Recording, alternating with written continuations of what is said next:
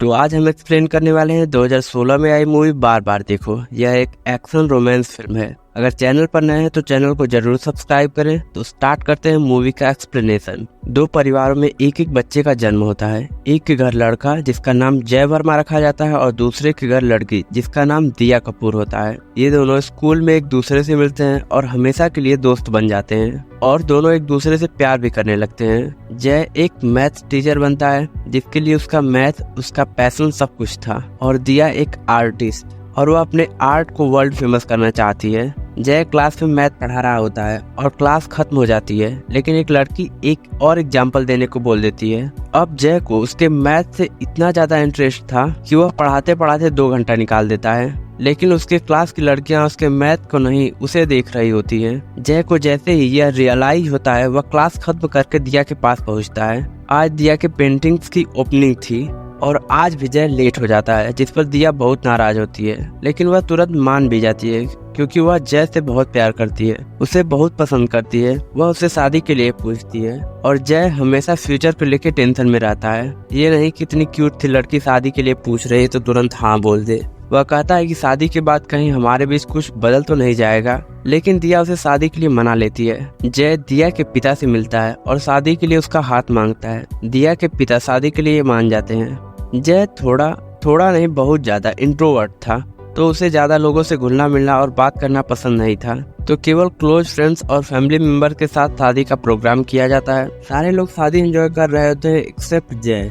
उसे तो बस सब बकवास लगता है और कहता है कि हम भाग के क्यों शादी नहीं कर सकते, जो पैसे बचेंगे उसे मैं अपने मैथ की रिसर्च में लगा दूंगा। सभी लोग शादी की तैयारी में लगे हुए थे। तभी जय को डॉक्टर राम मूर्ति का फोन आता है। उनको जय की थीसिस काफी पसंद आती है, तो वह जय को कैम्ब्रिज बुलाते हैं असिस्टेंट प्रोफेसर की जॉब के लिए, लेकिन जय कहता है कि अभी 2 दिन में मेरी शादी है तो मैं बाद में बताऊंगा। दिया और जय मंडप में बैठते हैं। जय पंडित जी से कहता है कि आपके रीति रिवाजों में कोई लॉजिक नहीं होता, मैं तो केवल वही मानता हूँ जिसका मैं हिसाब लगा सकूं। पंडित जी कहते हैं कि कैलकुलेशन और मैथ केवल क्लासरूम तक ही सिद्ध होती है। इन रियल लाइफ किसी को खुश कैसे रखना है, तुम्हारे हर अगले स्टेप का तुम्हारे लाइफ पे क्या इम्पैक्ट पड़ेगा, इसका हिसाब लगा सकते हो। और फिर दिया और जय की शादी हो जाती है। दिया के पापा जय और दिया के लिए एक घर खरीदते हैं।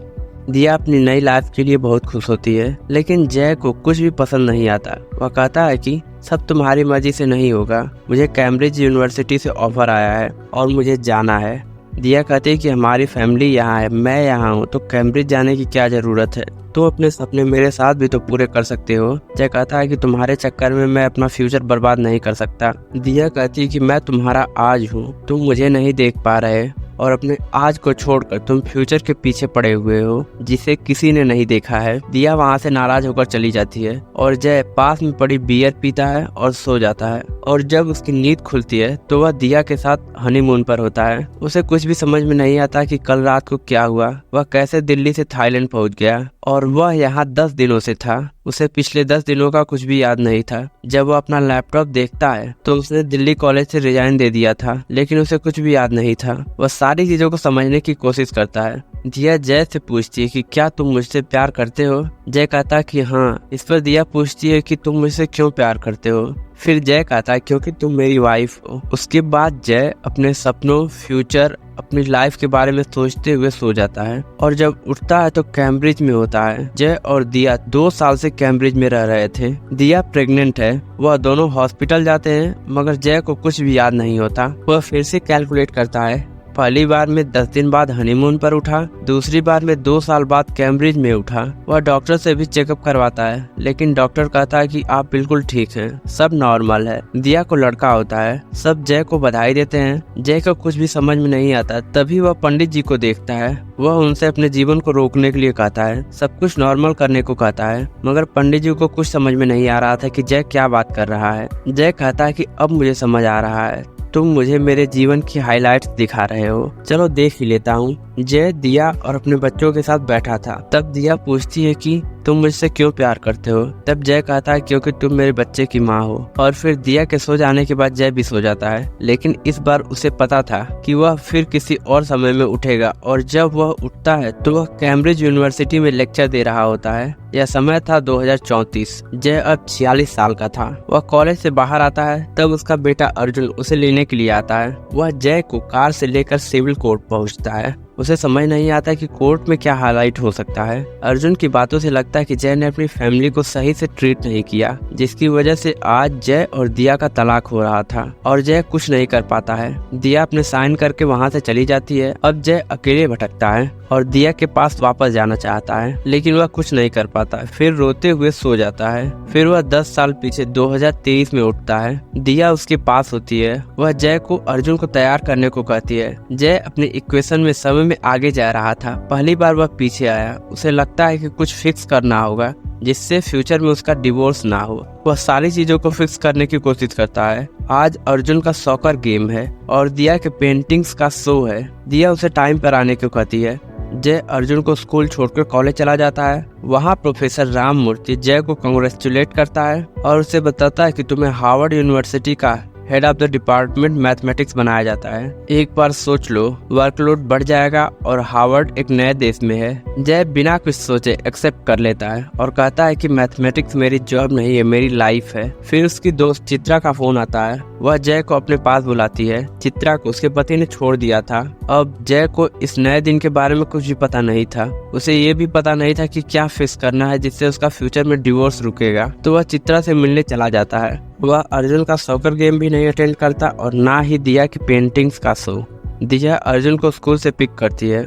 उसके बाद अपने पेंटिंग शो में जाती है। इधर जय चित्रा से मिलने जाता है। चित्रा बताती है कि राज उसका हस्बैंड रोज रात को कहीं चला जाता है। उसकी जॉब चली गई है। मुझे लग रहा है कि उसका कहीं चक्कर चल रहा है। वह चित्रा के साथ थोड़ा वक्त बिताता है। चित्रा उसे किस करती है। मैं फ्यूचर में दिया को चीट करूंगा, इसी वजह से हमारा डिवोर्स होगा। इसीलिए वह तुरंत दिया के पास जाता है। इधर दिया के पेंटिंग्स का शो खत्म हो गया था। जय शो में ना आने के लिए माफी मांगता है। दिया कहती है कि मैं तुमसे गुस्सा नहीं हूँ, मेरे अंदर तुम्हारे लिए अब कोई फीलिंग्स नहीं है। जय कहता है कि देखना, कल सुबह सब कुछ ठीक हो जाएगा, मैंने सब कुछ ठीक कर दिया है। जय कहता है कि आई लव यू। दिया पूछती है कि क्यों, तो जय कहता है क्योंकि तुम मेरी फैमिली हो। दिया कहती है गलत जवाब। और फिर दोनों सो जाते हैं और फिर जय अलग टाइमलाइन में उठता है। दिन 13 सितंबर साल 2047। जय बूढ़ा हो गया था। जय को लगता है कि मैंने सब कुछ ठीक कर दिया है क्योंकि सारे लोग वहाँ पर थे, मगर आज उसकी माँ की मृत्यु हो गई थी, इसीलिए सारे लोग वहाँ आए थे। जय की माँ का अंतिम संस्कार किया जाता है, मगर जय को लगता है कि एटलीस्ट दिया उसके साथ है, लेकिन दिया ने दूसरी शादी कर ली थी।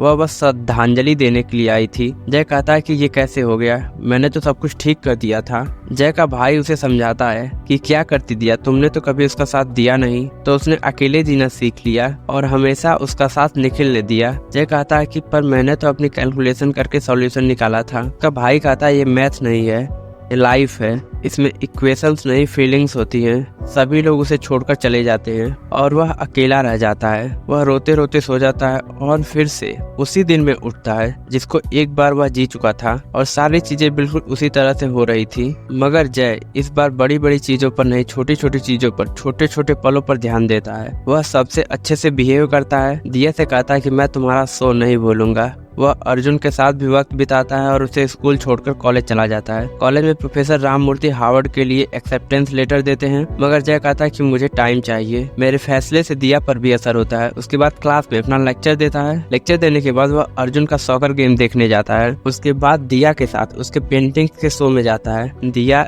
जय को अपने साथ देख कॉन्फिडेंस फील करती है। उसके बाद जय ने घर पर एक सरप्राइज पार्टी प्लान की थी। सब बहुत खुश होते हैं। चित्रा भी आई होती है।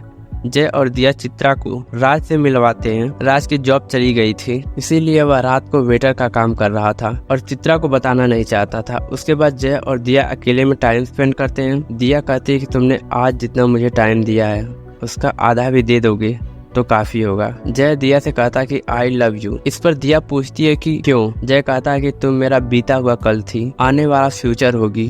और ये पल हो। दिया कहती है सही जवाब और फिर दोनों वहीं सो जाते हैं। और फिर जय जब उठता है तब वह प्रेजेंट में होता है। वह जल्दी से ऑटो लेकर घर पहुंचता है और सबको वापस पाकर बहुत खुश होता है। वह अपनी माँ को गले लगाता है और फिर दिया से माफी मांगता है। वह कहता है कि मुझे माफ कर दो। यह सही है, फ्यूचर की सोच कब मेरी फट जाती है, लेकिन मैं अपना हर समय तुम्हारे साथ बिताना चाहता हूँ, मुझे छोड़कर मत जाओ।